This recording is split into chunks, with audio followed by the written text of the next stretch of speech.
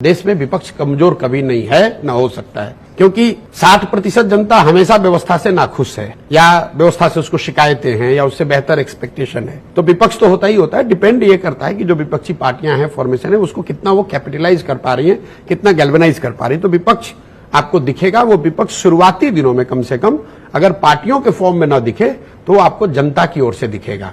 फिर मैं आपको आंकड़े बता देता हूं। पहले जो 14 से 19 का जो टर्म था मोदी जी का, संख्या 2019 से 24 के मुकाबले कम थी, लेकिन एक सिग्निफिकेंट पब्लिक प्रोटेस्ट एक ही हुआ, वो लैंड एक्विजिशन बिल पर हुआ था।